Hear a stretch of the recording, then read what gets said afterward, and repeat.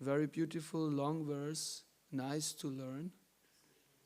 Savai mana Krishna padara vindayor vachangsi vaikunta gunanu varnane karo hare armandira marjanatishu shrutim chakara chuta satkadodaye mukundalingalaya darshane trisho tat prityagatras parshenga sangamam karanam chatat pada saroja saurape shrimatulasya rasanam tat arpite padau hare kshetra padanusarpane shiro hrishikesha padapi vandane kamam chadasya natu kama kamyaya yato tamashloka chanashraya ratihi.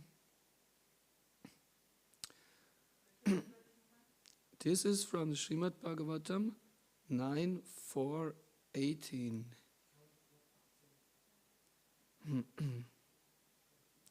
And actually, the conclusion of this whole verse, meaning the last line of this verse, is an answer to what every devotee is asking himself when he is becoming more serious on the path of Krishna consciousness.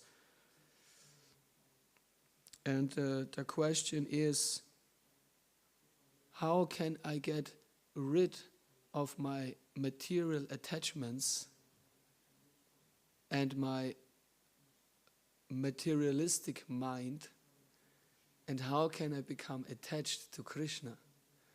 Because if I observe my mind daily and I seriously ask myself, how often do I think of Krishna? And how intensely do I think of Krishna? And how much am I attached to Krishna? Then actually I have to make a shocking observation about my mind, that I'm quite more intensely attached to material things. So how can I get rid of this? How can I become attached to Krishna instead of these materialistic things I have collected and becoming attached to in this life and so many lives in the past? This last line says, Kamam chadasya natu kama kamyaya yato tamashloka chanashraya ratihi. So, which word is coming there, is appearing there quite often? Kama. We know kama means lust. Kama, kamyaya. And here, desire. Kamam chada. And his desires, so Ambarish Maharaj used his desires, dasye, in being engaged a servant, not indeed kama kamaya, with a desire for sense gratification. There was only the desire in Ambarish Maharaj to serve Krishna, not a smallest glimpse of desire for sense gratification for himself. Uttama shloka chanashraya ratihi. If one takes shelter of a devotee, such as Prahlad, attachment ratihi. So it means he engaged all his senses in devotional service, in various engagement related to the Lord.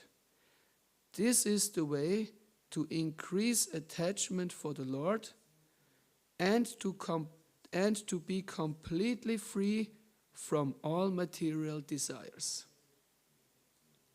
Actually, that's what we are asking ourselves. Prabhu, how can I become free from material desires? And how can I become attached to Krishna?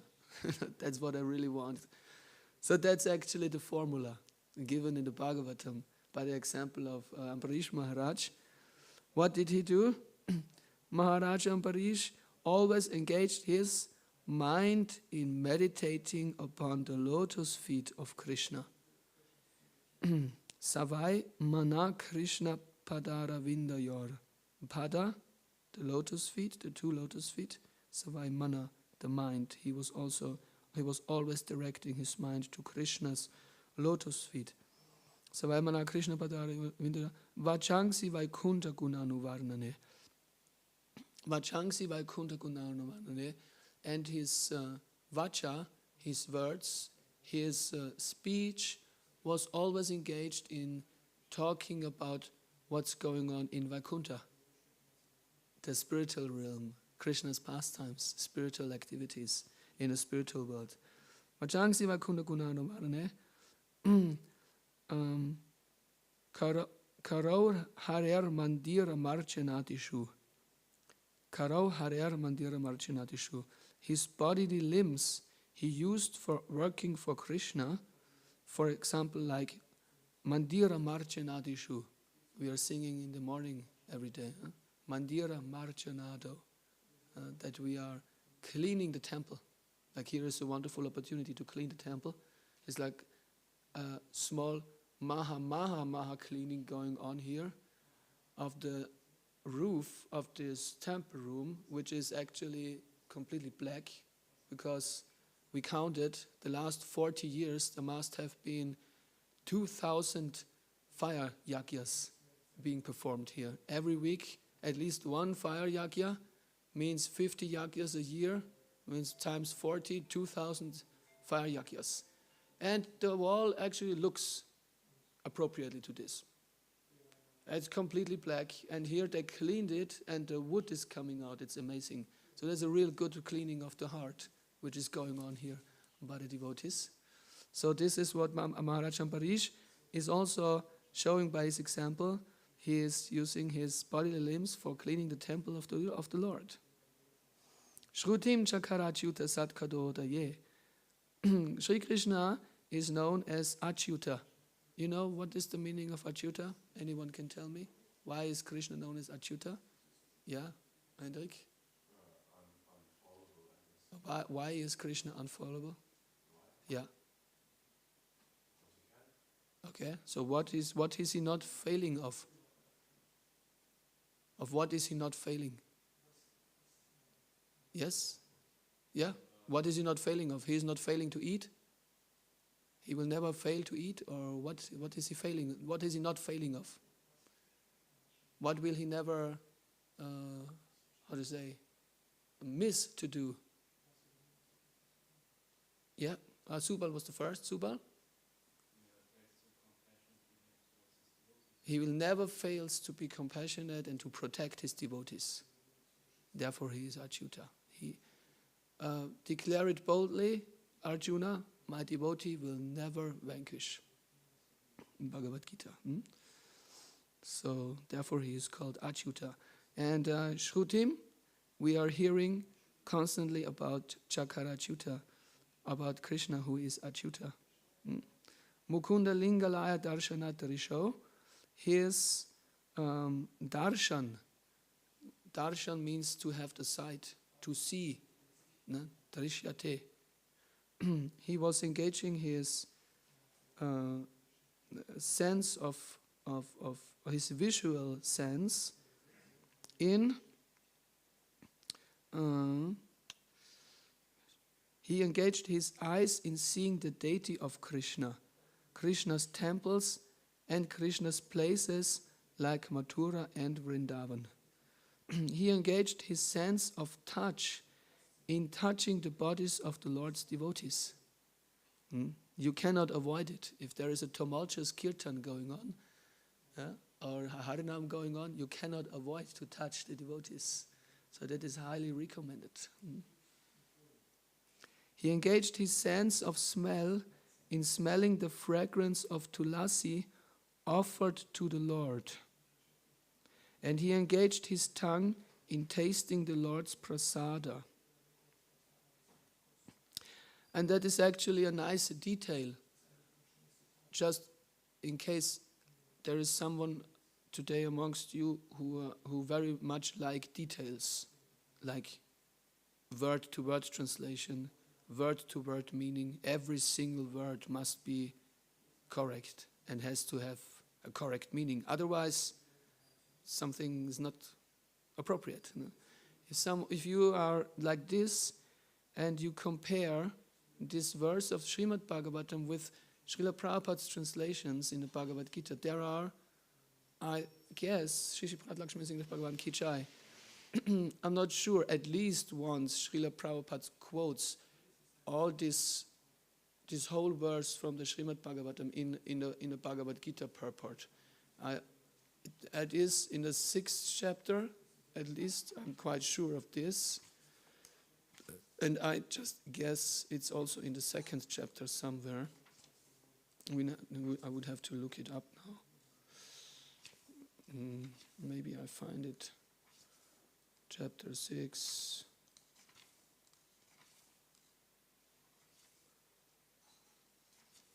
Hare Krishna, Krishna Krishna, Hare Hare, Hare Rama, Rama Rama, Hare Hare.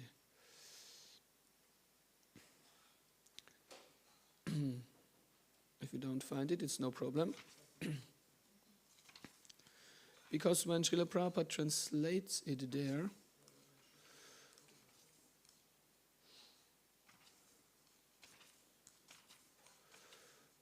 oh, we got it. Chapter 6, verse number 18. And there, yes, very nice.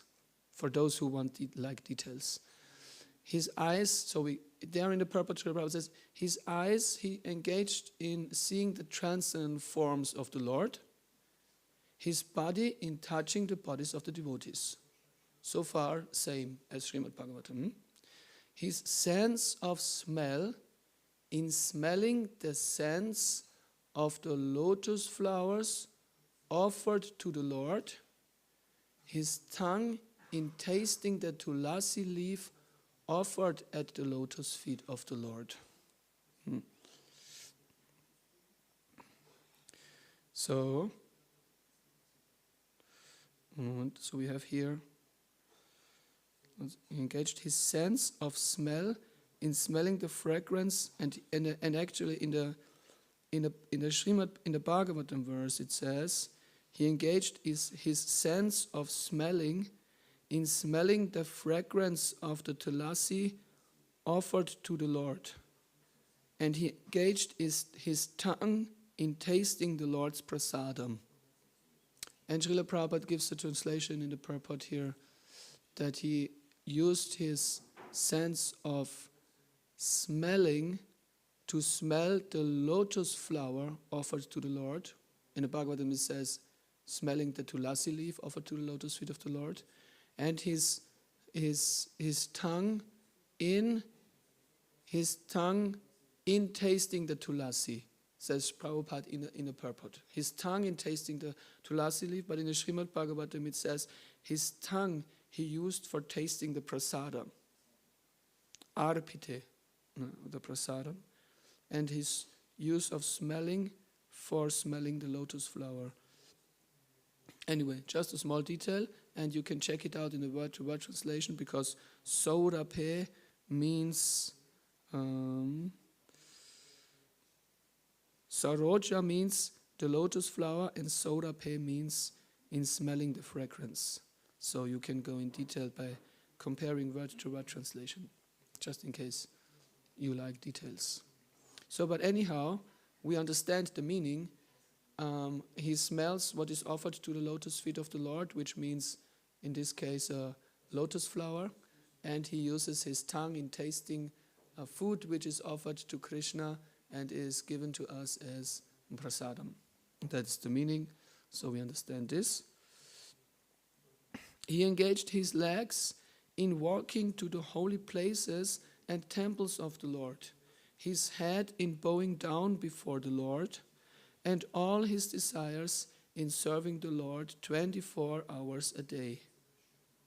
Indeed, Maharaj Ambarish never desired anything for his own sense gratification. He engaged all his senses in devotional service in various engagements related to the Lord. This is the way to increase attachment to the Lord and be completely free from all material desires. This is the way. And that means, of course, just in case we also want to have it, we can pray. We should pray for that. How do we pray for that. Actually, this Kartik month is most wonderfully suitable for praying exactly for this. Why? Let's have an expert desire you have, I will grant you. And then Nala Kuvar and Manakriva were praying this most important prayer, which is just perfectly matching to what Ambarish Maharaj practically did. Manakuvar and Manakriva were praying, Vani Gunanukhatane, Shravanam Katayam, Hastaucha Karmasu, Manas Tava Pada Yorna, Smritam Shira Tava Nivasa Jagat Praname, Trishtim Satam Darshanostu Pavat Tanunam. Vani, Vani, the words. They prayed to Krishna, my dear Krishna, please let our words always be engaged in Vani Gunanukhatane, speaking about Gunanukhatane, Krishna Katha, your pastimes. Vani Gunanukhatane, Shravanam Katayam, and our ears, our oral reception, please let always Shravanam Katayam, hear about Krishna Kathar. Shravanam Katayam, Hastaucha Karmasu.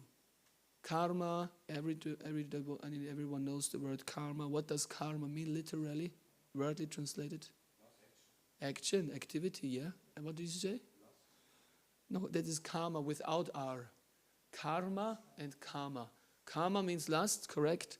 And karma is activity or work.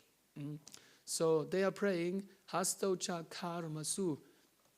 Let our bodily limbs, hasto, always be active and work and do activity which is pleasing you.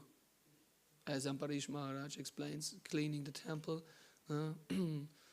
engaging the bodily limbs in doing activity for Krishna, for pleasing Krishna. Like, for example, washing the temple, washing the paraphernalia of Krishna in the deity department, and so in the puchari department, and so on. So hastocha karmasu manas tava pada yorna. Now again we have pada, the two tava. Now we have two lotus feet of Krishna. Tava pada yorna.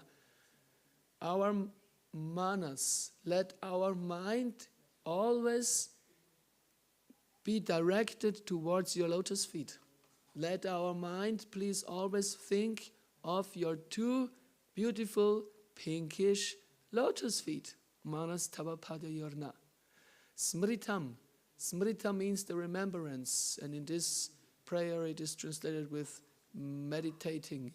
Let our remembrance, or let us always meditate, smritam, on you, on the Supreme Personality of Godhead, on Krishna. Let us always remember Krishna and what Krishna did. These activities are ever fresh. We can go deeper and deeper into it and always get new purification from it, new meaning from it, new connection from it with seemingly worldly activities. So in this way, Smritam, Shira Tava Nivasa Jagat Praname. Shira is the head. They prayed that please let our head always bow down. Shira Tava Nivasa Jagat Praname. Jagat is the universe. Let our head always bow down before every living being in the whole universe. Every single living entity. With the understanding and the meditation that every living entity is an inhabitant of Vrindavan. Let us see always everyone as an inhabitant of Vrindavan, and let us always bow down of our head before everyone. Trinada pisu nichena tarara pisa hishnuna amanina manadena kirtaniya sataharihi. One should be so humble, more humble than a blade of grass, more tolerant than a tree, always ready to offer respect to everyone else without expecting respect for oneself. In this way one can constantly chant Krishna's holy name. Similar to Chaitanya Mahaprabhu's instruction, Nalakovarat Manakriva are praying, let us be so humble. Bow down before every living entity, Jagat Praname, in the whole universe. Jagat Praname. And then, Trishtim Satam Darshanos Tu Pavattanunam. Then we have again, similarly like in the prayer of Ambarish Maharaj, Trishtim or Darshane, the vision, the sense of vision, the eyes. Let our eyes always be engaged in what do Nalakuvara and Manakriva always want to see? Take a guess. It's not Krishna. What do they want to see? Yes? Oh, it's lotus feet. Very nice. Let us always see lotus feet. But that will be really high. I mean, that you really can see Krishna's lotus feet all the time. That would be... Yes? Take it. Wonderful. Yes. Trishtim satam darshanos tu pavattanunam. They pray that they may always be able and allowed to see the forms of the devotees, because their forms are not different from Krishna. Very interesting, huh? To see a devotee with tilak on his head, shaved, neck beads, remembers you of Krishna. This form is actually not different from Krishna. There is a deep meaning behind the appearance of a devotee, the outward appearance. So we remember others of Krishna. Nalakuvara and Manakriva in the Srimad-Bhagavatam explain to this. Trishtim satam darshanavastut pavattanunam. Please let us always see devotees because their forms are not different from you. So in this way, this month of Kartik is, if there is any prayer which also belongs kind of necessarily to this month of Kartik, it is definitely also this prayer. It's a wonderful, beautiful prayer. You will find it in the Srimad-Bhagavatam in the pastime of Krishna, freeing and delivering Nalakuvara and Manakriva. And after Nalakuvara and Manakriva presented this very beautiful prayer and this desire, in being blessed by Krishna in this way, that all their senses are engaged in connection with Krishna. Then after Krishna heard that, then he blessed them and he told him, now you can go back to your higher planetary systems where you came from, and after that life you will achieve perfection and achieve Krishna Prema, pure love of Godhead. And in this way Krishna delivered Nalakuvara and Manakriva, and Nalakuvara and Manakriva were praying this wonderful and beautiful prayer to the Lord. So wonderful, suitable for us to learn, to repeat, to also pray like this to the Lord, especially in this month of Kartik, in case we also want it. Just in case someone might have a little bit of a desire of this. It's not a must. No one is forced, but we have an opportunity for that. It's highly recommended. So Ambarish Maharaj gives the practical example. He did it, what Nalakuvara and Manakriva prayed for. He practically did it. And here it is described to us. It is the example for us. We should do that, because if just one sense is deviating and, so to say, is giving problems and troubles to us by becoming attached to material things, this one sense can bring everything to fall. So therefore all our senses should be engaged in Krishna's service in this regard. And in this regard, being strict with our senses, we should be strict in many regards, also sadhana. Just yesterday, accidentally, we were reading 5th canto of Srimad-Bhagavatam. What example you can think of a person whose just one sense brought him to fall, although he was elevated very high. Now we have an example of a personality who was kind of successful, Ambarish Maharaj, from the 9th canto of Srimad-Bhagavatam. But what example is there in the Srimad-Bhagavatam who shows us that one of his senses brought him to fall, although he was pretty elevated? Yeah. Yes, Bharata Maharaj, of course. 8th canto of Srimad-Bhagavatam. Bharata Maharaj was on the platform of Pava. And Pava is quite the previous stage to Prema. So he was nearly like on the platform of Prema. On the platform of prema, no one can fall down, Srila Prabhupada explains. There no one falls down. So he was on a platform of Pava, and although he was on that platform, one of his senses, he saw this deer, and he made one mistake. What mistake did Parata do? Because of this mistake, he fell down. What could he have done better? Yes? He could have not take the risk to develop attachment to this deer. Okay, he could have not taken the risk to become attached to it, but how could he have not done it? Huh? But not rescuing it. But why should he not rescue it? Because his mind told him this is a small, poor deer. I have to rescue it. So what could he have done better? What should he have done? He should have just not have done it. Okay, but it's like you should have just not eaten the pizza. But mostly it's not enough to just don't eat the pizza. No, but what should you do to not eat the pizza? What can you do to be saved from this fall down? What did he not do? Huh? Think about Krishna. Okay, think about Krishna. Want something else? Huh? Oh, that's very close. Association, yes. Association with whom? Sadhu Sangha, okay. Even more personal.